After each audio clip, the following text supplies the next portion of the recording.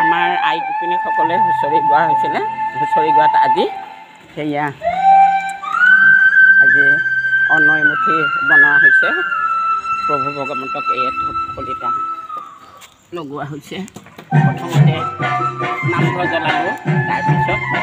এতিয়া ইয়াত চৰু পতা হৈছে ইয়াত কেৰাহী পতা হৈছে চৰু পতা হৈছে ইয়াত পিঁয়াজ কাটা হ'ল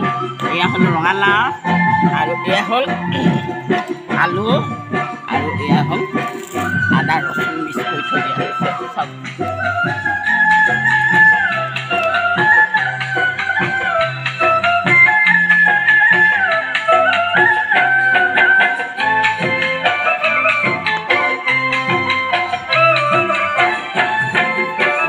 খৰিবোৰ অনা হৈছে আমাৰ নামঘৰৰ ভিতৰতে খৰি অনা হৈছে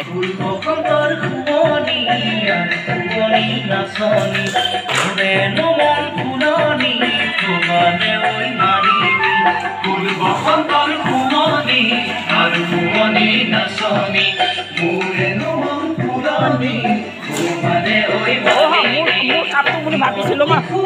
কাৰ কাপ এইটা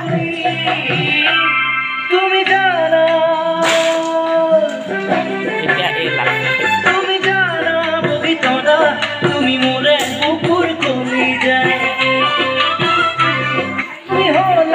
এই সোনকালে আহিবা দেই কবিতা সোনকালে আহিবা ঘৰলৈ গ'লে সোনকালে আহিবা অঁ সোনকালে আহিবা তাতো আমি চাহ খালোঁ নামঘৰত বন্তি জ্বলালোঁ চৌকা গৈ জ্বলালোঁ তাৰপিছত এয়া আই গোপিনীসকলে এবাৰ ফাৰ্ষ্ট মাৰি দিছোঁ মই ইয়াক আনিবৰ কাৰণে কোৱা কিবা এটা কোৱা অঁ ৰ'বা কিবা অঁ আমাৰ গোপিনীৰ আজি হুঁচৰি গোৱা এয়া ভোজ আৰম্ভ হৈছে এয়া চাউল চাফা কৰি আছোঁ আমি আকৌ ৰান্ধনীয়ে সিফালে ভাত বনাই আছে আৰু চাহ খাইছে চববিলাক আজি চলিব আৰু চাহে পানে চব আৰু তুমি কিবা ক'বা এই আমাৰ আই গোপিনীসকলে মানে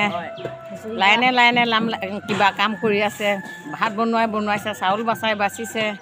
ব্ৰইলাৰ কাটিছে শাক চব্জি কাটিছে লাইনত মানে সকলোৱে বেলেগ বেলেগ কামত ধৰিছে আমাৰ ৰাইজসকল আই গোপিনীসকলে তুমি চাউল বাচি আছা মই চাউল বাচি আছোঁ ঠিকে আছে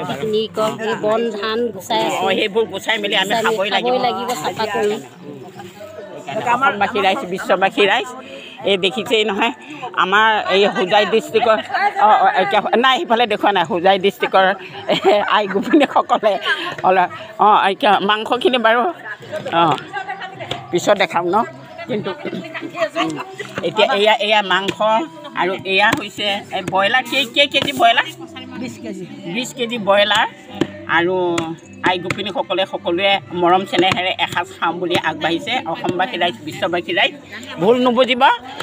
লাইক শ্বেয়াৰ কৰিবা Krishna tata bye bye Krishna